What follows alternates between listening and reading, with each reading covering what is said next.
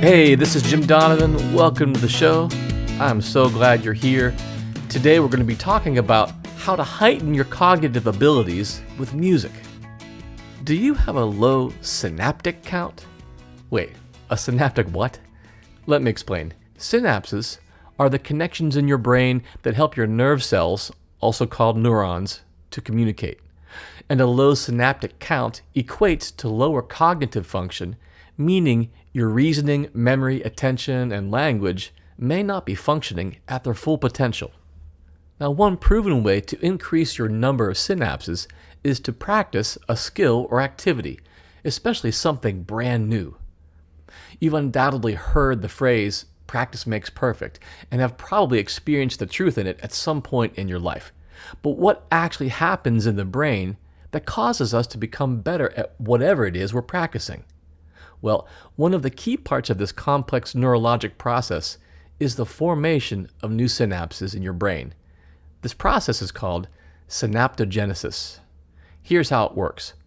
As you practice your new skill or activity, your nerve cells, the neurons, receive, process, and communicate information through electrical and chemical signals. And like a car traveling from one place to another on a highway, information travels from neuron to neuron by way of your synapses. Then, as you continue learning this brand new thing, like a chord progression on a guitar or a new dance step, and practice it repeatedly, your brain changes in a good way. New synapses between your nerve cells will form to help all this new information you're learning get communicated more efficiently. As you form more new synapses through acquiring a new skill, you gain two huge benefits. Not only do you obviously improve on whatever skill you've been practicing, but your cognitive abilities also become stronger and in a variety of ways, including enhanced focus, increased mental awareness, and improved capacity to learn and retain knowledge.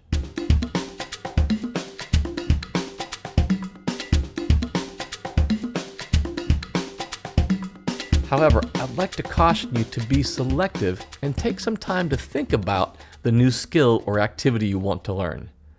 Choose something that you know will be stimulating to your brain and something you see yourself sticking with, especially since spending significant time doing sedentary activities like watching TV or aimlessly surfing the web can do the complete opposite of building synapses and instead impair the brain's structure and function. Aimless, unstimulating activities like these have also been shown to be risk factors for neurodegenerative diseases like Alzheimer's and other forms of dementia. In other words, generating new synapses helps you guard against neurodegeneration. And when it comes to strengthening your brain, the old adage, use it or lose it, proves to be undeniably true time and time again. So be sure the activity you choose will challenge your brain. And consider it an added bonus if it challenges your body as well. In fact, the more of your body that's involved in this new activity, the better. According to the latest neuroscience research, with each new sense you involve in the learning process, your synaptic connections are strengthened that much more. So opt for learning new things that activate more than one of your senses, like playing an instrument, group exercise classes, dancing, or learning a new language. It's critical to understand that you get the neurologic benefits even if your skills aren't quite up to par yet. It's the process of actually doing the activity that benefits your brain. Now, are you ready to start increasing your synaptic count today? Well, here are a few of my favorite tips to try out.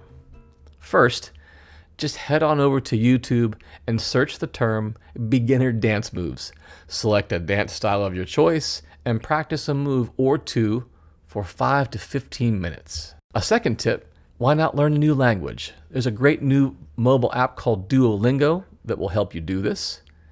And if you have an instrument lying around the house, again, you could go over to YouTube and search on the term beginner lessons for whatever instrument you've got and practice one lesson. Please remember, it's the process of practicing something that builds new synapses.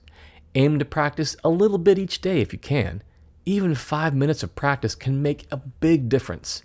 And don't forget, being perfect or even good at the activity is optional. Of course, the best part is that this ability to create your own new synapses is yet another one of your body's built-in tools to activate your mind's full potential and protect against cognitive decline. And lastly, I just want to invite you to remember to take impeccable care of yourself. Now, before you go, I'd like to let you know about a free resource I made for you. It's called the Sound Health newsletter.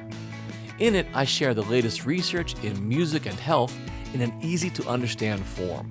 I also share beginner-friendly music and wellness exercises that you can use every day to feel your best. When you sign up, you also get discounts and first access to all of my Sound Health products and events.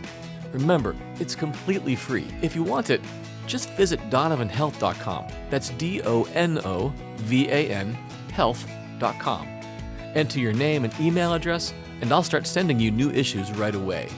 While you're on the website, you can also read full transcripts of this show and check out a ton of other valuable resources.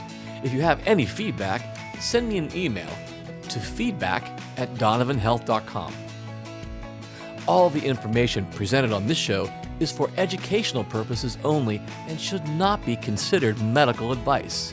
Lastly, come and visit us on the Sound Health Facebook, Twitter, Instagram, and YouTube channels. I'd love to see you there.